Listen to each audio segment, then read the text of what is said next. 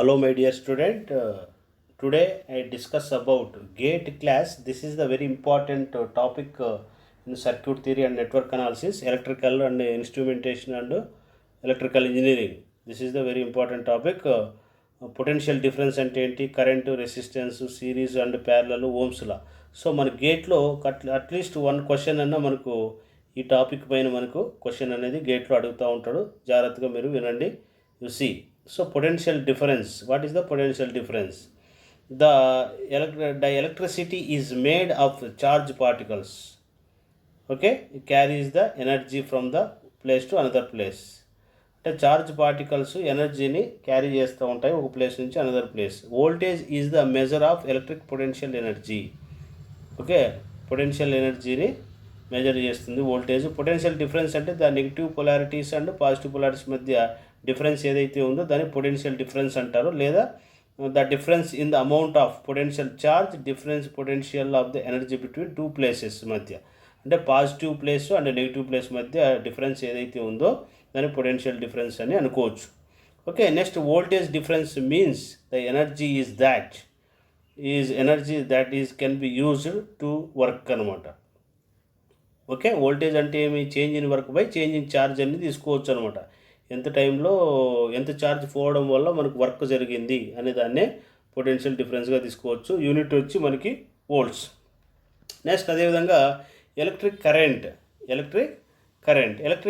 అంటే ఏమి, the what keeps of the current moving through a circuit. ఒక సర్క్యూట్లో ఎలక్ట్రాన్స్ మూవ్ అవుతూ ఉన్నట్లయితే దాన్ని కరెంట్గా తీసుకోవచ్చు.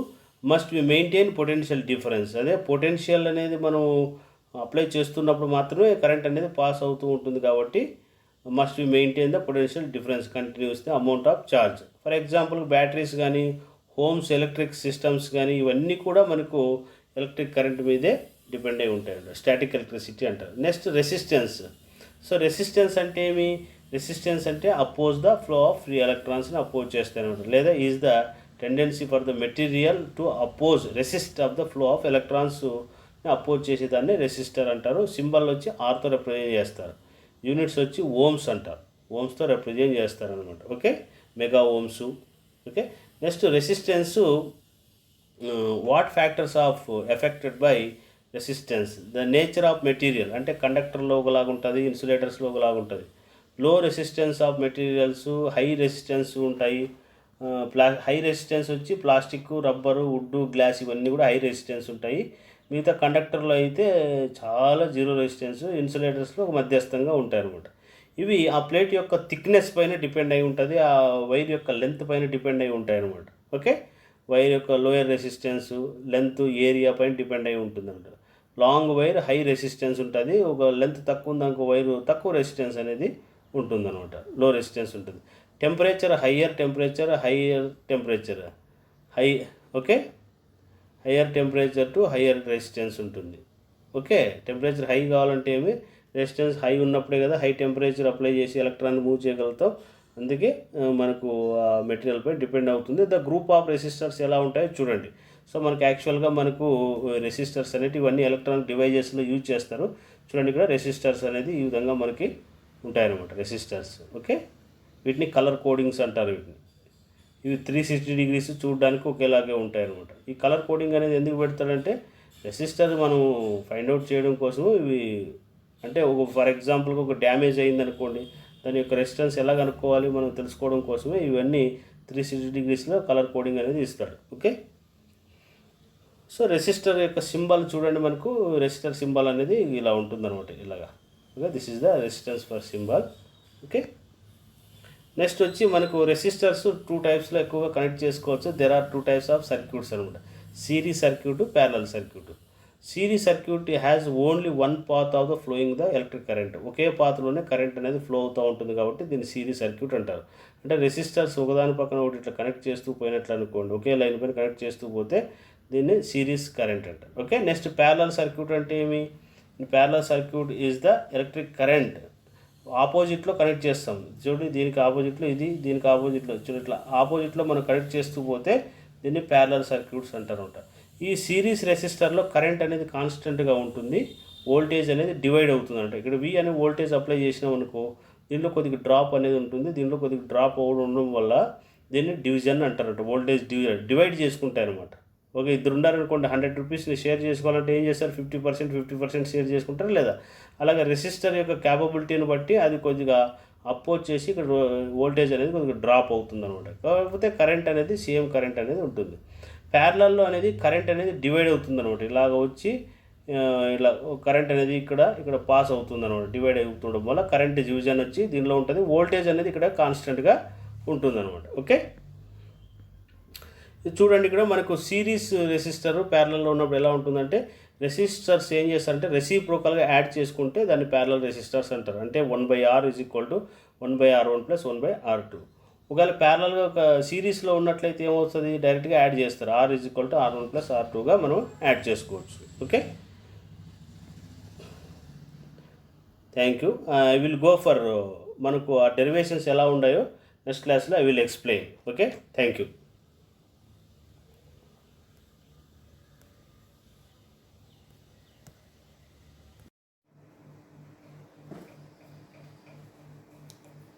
Hello my dear student, today I discuss about resistors are connected in series.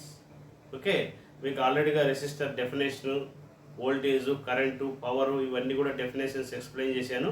Next resistors సిరీస్లో కనెక్ట్ చేసినప్పుడు ఎలా ఉంటుంది, ఈక్వలెంట్ రెసిస్టెన్స్ ఎలా కనుక్కోవాలి, కరెంట్ ఏ విధంగా బిహేవ్ చేస్తుంది, వోల్టేజ్ ఏ విధంగా బిహేవ్ చేస్తుందో వాటి గురించి ఇప్పుడు మీకు ఎక్స్ప్లెయిన్ చేస్తున్నా. See and listen carefully. Okay, so first of all you see resistors and series అంటే ఏమి? ఒక లైన్ పైన రెసిస్టర్స్ అన్నీ కూడా సిరీస్లో కనెక్ట్ చేయడం అంటే ఒకదాని పక్కన ఒకటి. ఓకే, వన్ సైడ్ వన్ అంటే ఈ విధంగా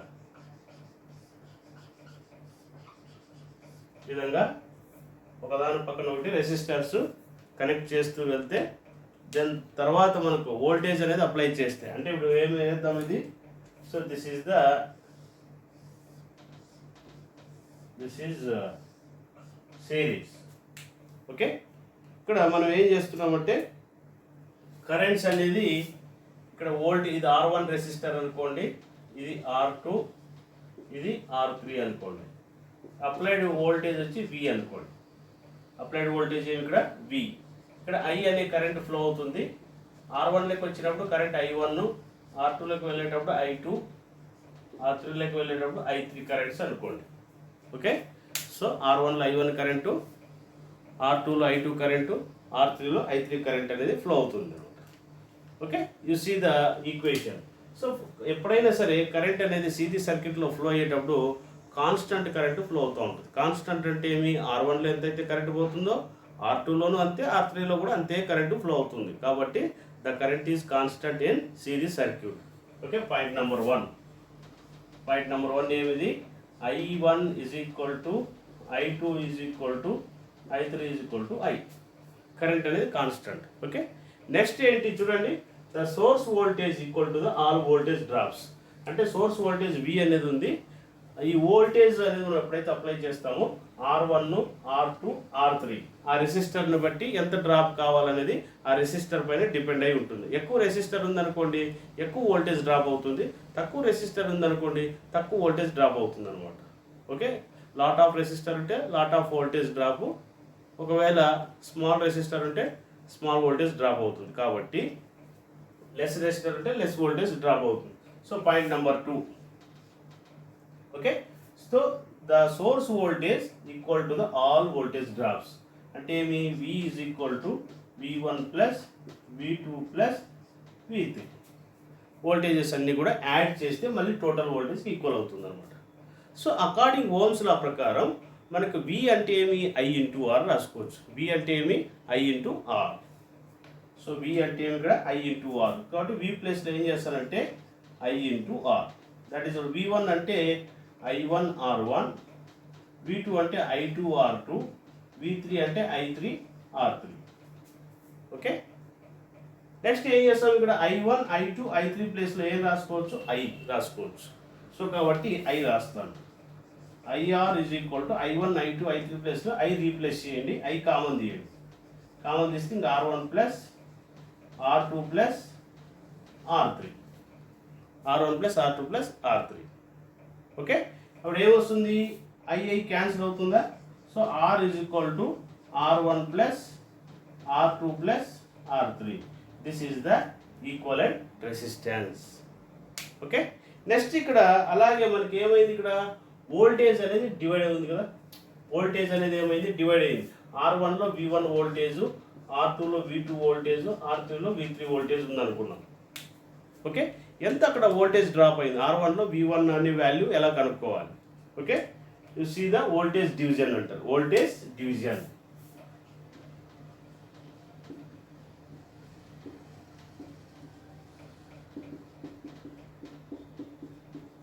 వోల్టేజ్ డివిజన్ కనుక్కోవాలి. So voltage division find out చేయాలంటే, సో ఫస్ట్ ఆఫ్ ఆల్ మనకి V1 వోల్టేజ్ కావాలి. సో V1 అంటే ఏం లేదు, సింపుల్గా చెప్పాలంటే టోటల్ వోల్టేజ్ తీసుకోండి. ఈ V1 అనేది ఎక్కడుంది, R1లో ఉంది కాబట్టి ఆ resistor by resistor, total resistor అంటే R. This is the V1 voltage. Similarly V2 voltage కావాలంటే total voltage into R2 resistor. ఏమి ఇక్కడ V2 అనేది అక్కడ R2లో ఉంది కాబట్టి R2 resistor by R. Okay, next అలాగే V3 వోల్టేజ్ కావాలి, టోటల్ వోల్టేజ్ ఇంటూ V3 ఎక్కడ ఉంది నీకు, R3లో ఉంది కాబట్టి ఆ రెసిస్టర్ వేసుకుంటారు, R3 by R. This is called a voltage division. Okay, series circuit ఏ విధంగా ఉంటాయంటే ఈ విధంగా మనకి వోల్టేజెస్ ఫైండ్ అవుట్ చేయమనొచ్చు, లేదా కరెంట్స్ కనుక్కోమనొచ్చు, లేదంటే రెసిస్టర్ కనుక్కోవచ్చు, అదే పవర్ కూడా కనుక్కోమనొచ్చు. పవర్ అంటే మనకు తెలుసు కదా, పవర్ ఫార్ములా ఏం మనకు V ఇంటూ I రాసుకోవచ్చు, లేదా I² ఇంటూ R రాసుకోవచ్చు, లేదా V² బై R అని రాసుకోవచ్చు. వీటిలో ఏ ఫార్ములా యూజ్ చేసినా మనం పవర్ అనే దాన్ని ఫైండ్ అవుట్ చేయొచ్చు అనమాట. This is the concept of series circuit. I will explain next topic. Resistors are connected in parallel. Okay, next class I will explain.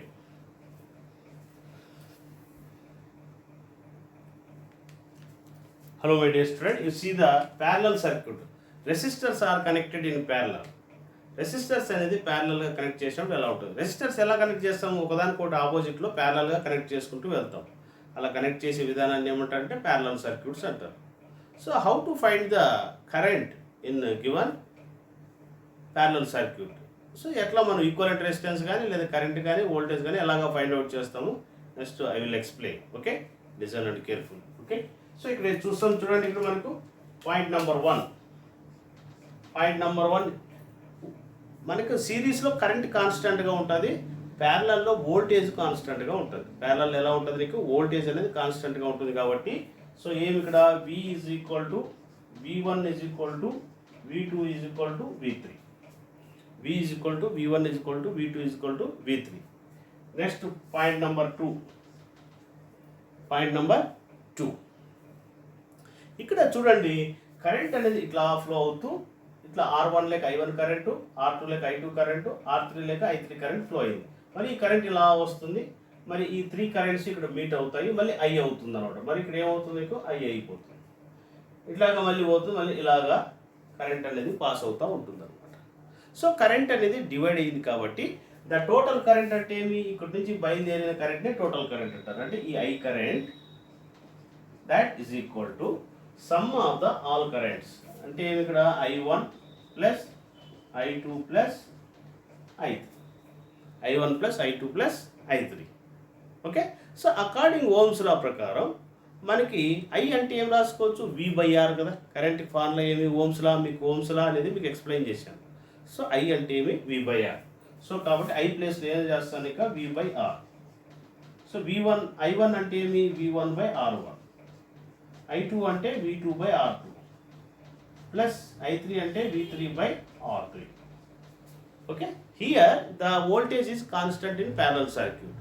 So we replace V1, V2, V3 is equal to the V. చూడండి, ఇక్కడ V1, V2, V3 plus నేను రాసుకోవచ్చు, V రాసుకోవచ్చు. అంటే ఏమి, V/R that is equal to V1, V2, V3 plus నేను రాస్తాం, ఇక్కడ V రాస్తాం. అంటే V/R1 plus V/R2 plus V/R3. Okay, వీటిలో ఏం తీయచ్చు కామన్, వి అనే దాన్ని కామన్ తీసుకోవచ్చు. సో వి అనే దాన్ని కామన్ తీస్తే V/R is equal to V common తీయండి, అక్కడ 1/R1 1/R2 1/R3 వి అనే దాన్ని కామన్ తీసాం. సో వి అనేది cancel out. So 1/R is equal to 1/R1 plus 1/R2 plus 1/R3 okay. So కాబట్టి మనకి ఏం కావాలి, ఈక్వలెంట్ రెసిస్టర్ కావాలి కాబట్టి 1/R is equal to LCM ఏమి R1 R2 R3. న్యూమరేటర్లో వచ్చినప్పుడు ఈ ప్లేస్లో రాసినప్పుడు దీన్ని నెగ్లెక్ట్ చేసి రెండు కలిపి రాయండి, మల్టిప్లై చేసి R2 R3 ప్లస్ ఈ ప్లేస్లో రాసినప్పుడు దీన్ని నెగ్లెక్ట్ చేయండి R1 R3. నెక్స్ట్ ఏం చేస్తారు, ఇక్కడ రాశారు R3 నెగ్లెక్ట్ R1 R2. మనకి R అనే రెసిస్టర్ కావాలి కాబట్టి రెసిప్రోకల్ చేయండి, అంటే రెండు ఉల్టా చేయండి. R/1 అంటే RA వస్తుంది, ఇంకేమొస్తుంది ఇక్కడ R1 R2 R3 divided by ఏమి ఇక్కడ R2 R3 plus R1 R3 plus R1 R2. This is the equivalent resistance in parallel circuit. Next ఇక్కడ అలాగే మనకి చూడండి, ఇక్కడ కరెంట్ అనేది డివైడ్ అయింది కదా. So what is the current at R1? So మనకి ఏం చేయాలి, R1లో పోయే కరెంట్ మనం ఫైండ్ అవుట్ చేయాలి. సో ఎలా ఫైండ్ అవుట్ చేయాలి, okay, you see a small technique. సో చూడండి, ఇక్కడ కరెంట్ అనేది డివిజన్ అవుతుంది కాబట్టి ఇక్కడ I1 కరెంట్ కావాలంటే కరెంట్ డివిజన్ I1 కరెంట్ కావాలంటే సింపుల్గా టోటల్ కరెంట్ తీసుకోండి. టోటల్ కరెంట్ ఇంటూ I1 ఎక్కడ ఉంది మీకు R1లో ఉంది, ఏముంది ఇక్కడ R1లో ఉంది కాబట్టి నువ్వు ఏం చేస్తావంటే ఈ R1 నెగ్లెక్ట్ చేసి ఉన్నదంతా రాసేయండి. R2 R3 by R2 R3 R1 R3 R1 R2 okay. Next చూడండి, I2 కరెంట్ కావాలనుకోండి, I2 కరెంట్ కావాలంటే యూ నెగ్లెక్ట్ ఓన్లీ దిస్. ఈ I2 అనేది సెకండ్ రెజిస్టర్లో పోతుంది కాబట్టి R2లో నెగ్లెక్ట్ చేసి ఏం చేస్తాం, ఆ ప్లేస్లో టోటల్ కరెంట్ రాసుకుంటాం ఇంటూ R3. ఇదంతా ప్రోడక్ట్ అన్నాడు, ప్రోడక్ట్ చేసుకోవాలి, okay, by R2 R3 R1 R3 plus R1 R2 okay. Next ఏం కావాలి మనకు, I3 కరెంట్ కావాలి. సో I3 కరెంట్ కావాలంటే ఏం చేస్తారు, you neglect the R3. So ఇక్కడ న్యూమినేటర్లోనే R1 R2 into I into okay, ఏం రాస్తారు R2 R3 R1 R2. This is the current division అన్నమాట. సో ఈ విధంగా మనకి కాన్సెప్ట్ అనేది ఉంటుంది. నెక్స్ట్ మనకు కెపాసిటర్స్ సిరీస్లో కనెక్ట్ చేసినప్పుడు ఎలా ఉంటుంది, అలాగే ప్యారలల్, అలాగే ఇండక్టర్స్ సిరీస్లో ఎలా ఉంటుంది, ప్యారలల్లో ఎలా ఉంటుందో I will explain. Okay, this topic is over. రెసిస్టర్స్ది I will go for inductors, capacitors I will explain. Okay, this topic is over. Thank you.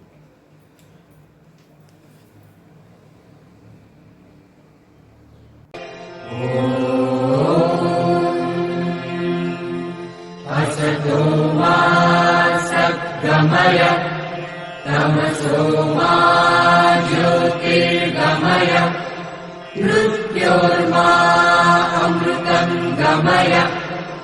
Om